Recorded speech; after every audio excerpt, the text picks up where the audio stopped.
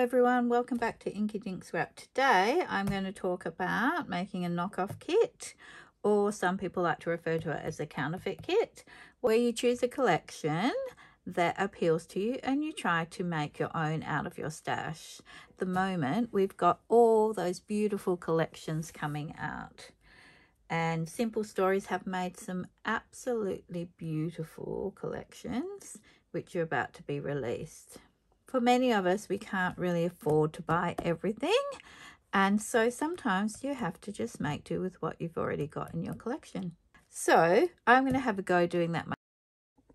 Also, there's several people working on creating this kit themselves over on our Crafty Low and No Spend Facebook page, Scylla's gorgeous page that she created, where we have a group of people who want to try and use up their stash, because generally most of us have got too much. So the general feel of the Simple Vintage Berryfields kit is very much country with some muted tones. So we've got some soft denim blues in here, we've got some minty greens, we've got some soft yellows, we've got some softer reds. There is quite a bit of vintage old world type motifs in it as well. So you have things like, let me just find something, here we go, here's our sticker page. You have things like actual labels. You have the old ute or pickup, as they say if you're in the US. There are butterflies. There's a bit of nature happening. There's strawberry flowers, blossoms and strawberries. There's insects like bees and butterflies. There is some sewing elements. So there's some buttons, there's some love hearts, and there's quite a few mason jars as well. So if we look at the general gist of the colours, it is basically these colours here. So we've got some greens, reds, blues and yellows, and a little bit of off-white happening, and you'll see that as we go through the kit. So let's talk about what I found to use. So my problem was with the first paper, I didn't have any sort of old world style strawberry papers. And those I did were too bright and contemporary and a little bit too funky and not old world enough. So I went through my papers and I did find this paper, which does have flowers on the corner here and does have that old world ledger look, which does run through this collection. So I decided to go with this one, and I found this yellow check for my B-side, which is also much brighter than what it is in here. What I'm thinking of doing though is turning this into something that looks more like the one in there. So that's my first page. The next page in the collection has lots of mason jars. Now this was the only scrap I could find that I had any mason jars, and these ones all down here are vegetables, but they're still giving that feel to the collection. These ones at the top, however, are jars of strawberry and different strawberry and berry jams, so they could work quite well. I will probably be making some mason jars to get more range of colour and pattern like the ones in the collection. For the background, I chose this, which is a tone on tone, a sort of minty green for the B-side. Paper 3 is very red and florally, so I went with this one. Mine is a little bit too warm red than the one in the collection. The one in the collection is a much cooler red, a more raspberry sort of red. And the background in the collection has a old world newspaper ad sort of look to it, with strawberries all over. I don't have anything like that, so I just pulled this piece, which is a gridded sort of ledger. Not sure how I'm going to make it look more old worldy, but I will have a go. Paper 4 in the collection is a patchwork paper. So what I've done is I just pulled these papers that I might be able to patchwork together to create the patchwork page. And then I've got this old ledger sheet to use for the B side. The one in the collection has more green in it, but I think this will work okay. It's got enough red and yellow tones in there to work. The next page is where the blue denim tones comes in. So I've pulled this one, which is from a Paige Evans collection called Garden Shoppy, for the B side. And then I've pulled this diagonal graph squares, if you hold it the right way, as the A side. Now, the A side in the actual collection has a blue rooster on it, and it has some ticket stubs and some measuring tape and a doily on it. But they are all things that I could add to this to get that whole mood and feel. Next page in the collection is a gorgeous floral with strawberries on it and some little green and blue and red little prints, floral prints on it. I didn't have anything like that at all, so I pulled this because at least it is a yellow floral. And the B side in the collection is a red and white stripe.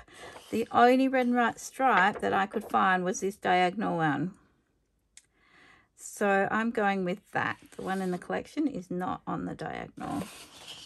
Next paper in the collection was called Garden Fresh, and it has a yellow background, which is very distressed. It has print and text on it.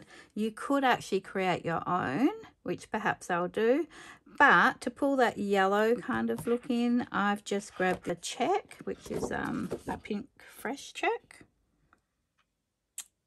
And I did not have anything similar to the B side, so I've pulled this, which does have the right minty green happening in there and elements of red, but the actual paper in the collection is all strawberries and pears and grapes and tiny little white flowers.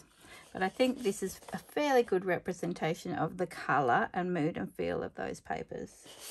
When I was trying to pull in solids, the solids of the collection are very much a lot like your Market 49. Got tone on tone printing happening, so there's text and images print on the surface. There is areas that are distressed. There are leaves and flowers and labels, that sort of thing happening. So I didn't have anything like that. I can make some of my own, but I pulled papers that have sort of got that same feel, perhaps, to use. So this one is a Marja design. I think I bought this in Spotlight ages ago. It is a denim, which is very distressed, and there is some faint words and images stamped on here, but they're so light that you hardly see it. Anyway, it gives you that feel of that aged antique look, and denim of course always works well with any collection that is a farm-based collection. For the green, dark green, I just pulled this fine check. It is distressed in areas as well, so also giving, it gives us that aged look. It's all about the mood and feel, which is we're trying to capture here. So for the red one, I've also pulled a check which has been distressed in areas as well. Then there is a white one. This is what I decided to go with. So it's like a really fine detailed wallpaper print, but it's been really aged. There's a slight touch of green over here and over here. I think it will work fine as a substitute. I didn't have anything really that represented the yellow cardstock, which is called Sunshine and Sage, but I found this piece, which, looking at that, I think it's a Maggie Holmes paper. Pretty much sure it is. It's got some text in the background. It's very much grunged up and scrape paint, and it's yellow enough that it's going to work with the other papers I've selected. So some of the papers and embellishments in the collection have chickens. They're actually blue roosters. However, I didn't have any blue chickens or roosters, so I've pulled this to use. I can fussy cut some of these out, and I could easily turn some of these white roosters blue, so that would work. The other thing I've got, which I thought I could use for the rooster, if I wanted to stamp some chickens, I could use this stamp that I've got and stamp it in a denim blue to represent that element. This is a strawberry paper, and this is a strawberry paper. Neither of them are anything like what's in the collection. I feel this one's a little bit vintage in style, but really the colour of the strawberries is completely out. They need to be much vibrant and much more red. But I might be able to touch these up, colour them perhaps to get that red vibrancy that's needed. The background has this really soft mushroomy grey though, which is not really in the collection at all. So I'm not even sure if I'm going to use that. The other thing I found was this strawberry paper, which is very old, a Kaiser Craft one. Don't know if it has a date on here anywhere. I don't think it does. Oh, look at that lovely background. Is that not the mood and feel we're going for? This lovely Hessian print. Gorgeous. Anyway, I thought perhaps I could use some of these strawberries at some point. I could either cut some out as embellishments, or I could use them as a matte paper just to give me that strawberry feel. Managed to find a couple of little strawberries and strawberries in a jar that I could perhaps use, and I've got these really old Top Line Creation frames in this red that could work quite well as well for embellishments. When it comes to text and tabs and phrases, I found this, which is a Kaiser Craft one called Bon Appetit. It's quite an old one as well, but it's got the same sorts of tones that we need. It won't matter so much that the red is a bit more muted than what we need, or the greens. I think it will work okay. I should be able to use some of this. I also pulled these 3 papers. Now, there's no check in the collection like this at all, but the colours are going to work beautifully with anything that's got strawberries and that gorgeous red and green happening. So I thought maybe that might be quite useful, especially if I'm making my own embellishments and tags. I've also pulled this green. This lovely Jacaranda Blue is from Paige Evans' Garden Shoppy collection, and it's got stitching as well. So I thought that might work well and has the same mood and feel as the original collection. And then also I pulled this red. So these ones will be used mostly for making tags or making 3x3 or 6x4 embellished cards. When it comes to making embellishments and clusters, I'm going to be using a whole heap of stamps and some die cuts. So I've got these Kaiser Craft butterflies, which will help with those little butterflies that are through the collection, but also one of the papers has these giant butterflies. So what I was thinking is, if I pull out my Tim Holtz stamps, I've got the option of using a monarch butterfly here, or this lovely moth. They're about the right size and they'll easily help me produce a similar paper and mood and feel.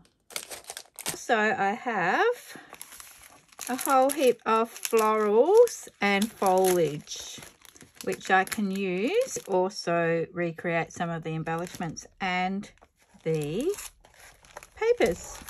I've got this cute one, which is the Stamping Up. I'm going to use this little bee. I know that I also have a Vicky Booten bee. I just need to find that somewhere. It's slightly bigger. And then the other thing I've got, which is quite new, is this lovely new die from Tim Holtz, and I'm thinking that I can absolutely make some little floral embellishments to represent some of the flowers that are in the collection. And the last thing is, I've got these two things which I picked up at some garage sale. There's some nice text stamps in here which I will probably use as well. I also have pulled some coloured ink. If you're interested in what colours you might use with that collection, I've gone with Barn Door, Speckled Egg, Lumberjack Plaid.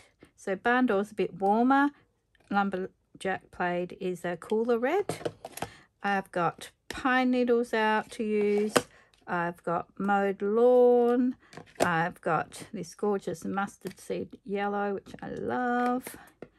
And I pulled also a minty evergreen bough to use as well. So many options. It's going to be really fun to play with, and I'm really looking forward to it.